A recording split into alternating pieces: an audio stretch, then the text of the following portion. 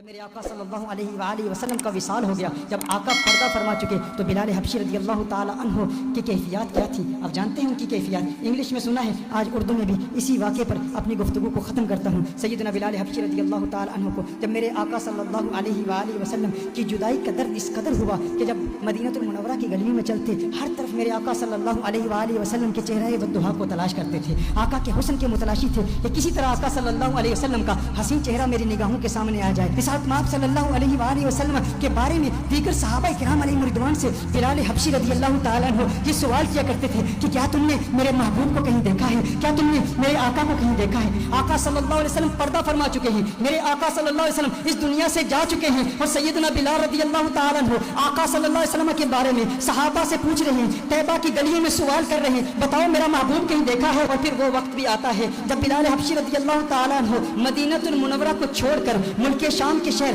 حلب میں تشریف لے جاتے ہیں، کیونکہ طیبہ میں آقا کی یاد آتی ہے، طیبہ کی گلیاں آقا کی یاد دلاتی ہیں بلال حبشی رضی اللہ تعالیٰ عنہ کو۔ بلال حبشی ملک شام کے شہر حلب میں چلے جاتے ہیں، ایک سال حلب میں گزارتے ہیں، اور پھر ایک وقت ایسا آتا ہے قسمت انگڑائی لیتی ہے، مدینے والے کا دیدار کرتے ہیں، آقا خواب میں تشریف لاتے ہیں، خواب میں آ کے آقا بلال حبشی سے فرماتے ہیں، ہے میرے بلال میرے شہر کو کیوں چھوڑ دیا؟ ہے میرے بلال میری یاد نہیں آتی، مجھ سے ملنے کا جی نہیں کرتا، کیا تم مجھ سے ملنا نہیں چاہتا؟ بلال حبشی رضی اللہ تعالیٰ عنہ رات کے وقت آنکھ کھلتی ہے، بے چین ہو جاتے ہیں، فوراً بلال حبشی اٹھتے ہی اونٹی پر سوار ہو کے مدینہ المنورہ پہنچ جاتے ہیں، مدینہ المنورہ کے در و دیوار کو دیکھتے ہیں، آقا کو تلاش کر رہی ہے بلال حبشی کی آنکھیں کہ آقا کہاں ہیں؟ خواب میں آ کے آقا نے بلایا تھا، پھر حجروں میں چلے جاتے ہیں، آقا کو تلاش کرتے ہیں، آقا نظر نہیں آ رہے، پھر بلال حبشی فوراً آقا کے قبر انور پر چلے جاتے ہیں، قبر انور پر رو رو کے کہتے ہیں، آقا غلام حاضر ہے، لبیک یا سیدی لبیک یا رسول اللہ، آقا دیکھیے آپ کا غلام آ گیا،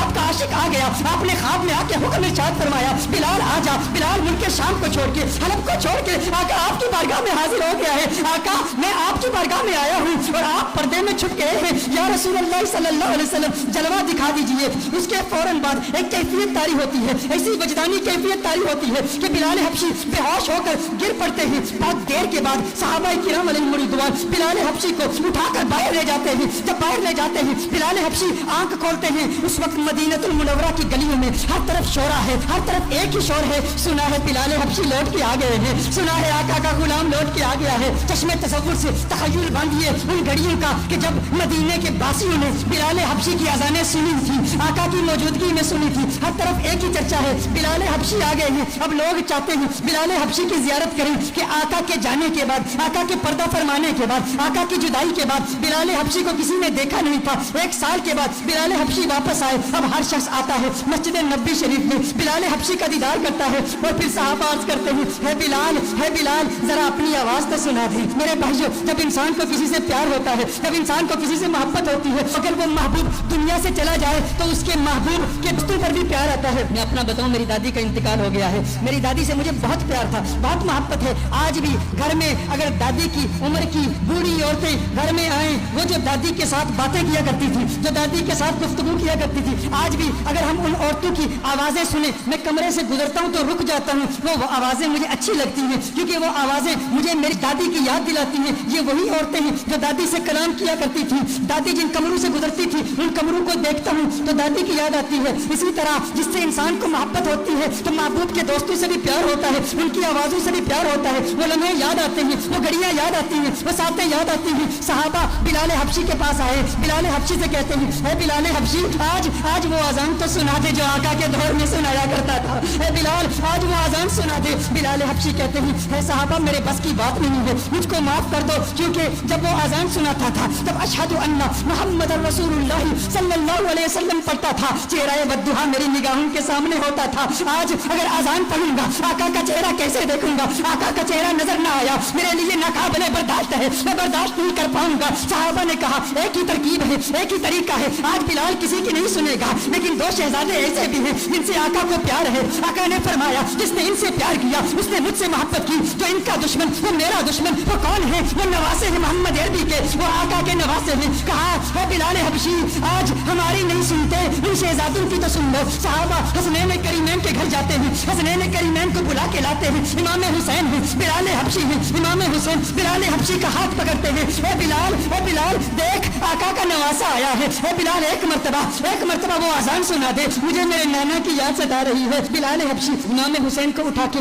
اپنی گود میں رکھ لیتے ہیں اور کہتے ہیں ہے میرے آقا کے شہزادوں, میں تمہاری بات کیسے ٹال سکتا ہوں, تمہاری بات کیسے رد کر سکتا ہوں, میں سناؤں گا آزان, بتاؤ کہاں سناؤں. امام حسین بلال حبشی کے ہاتھ کو پکڑ کے فوراً مسجد میں لے جاتے ہیں. کہا اس مسجد کی چھت پہ کھڑے ہو کے آزان سناؤ. اب بلال حبشی آزان پڑھتے ہیں. طیبہ کی گلیوں میں بلال حبشی کی وہ آواز گونجتی ہے, اللہ اکبر اللہ اکبر اللہ اکبر اللہ اکبر, اشہد ان لا الہ الا اللہ اشہد ان لا الہ الا اللہ. مدینہ المنورہ کے بازاروں میں بلال حبشی کی آواز جب گونجتی ہے تو طیبہ کے مکین بچے, بزرگ, نوجوان, مرد, عورتیں سب کمروں سے باہر نکل آتے ہیں. یہ آواز ہمارے لیے آقا کی یاد تازہ کر رہی ہے. دیکھتے ہیں کہ بلال حبشی آ گئے تو ننھے بچے بھی اپنی ماں سے پوچھتے ہیں آقا کے مؤذن تو آگے, آقا کب آئیں گے. ہماری آنکھیں تڑپ رہی ہیں, کب حسن مصطفیٰ کو دیکھ لیں, کب چہرہ ودھا کو دیکھ لیں, کب آقا کے گنگریالے بالوں کو دیکھ لیں.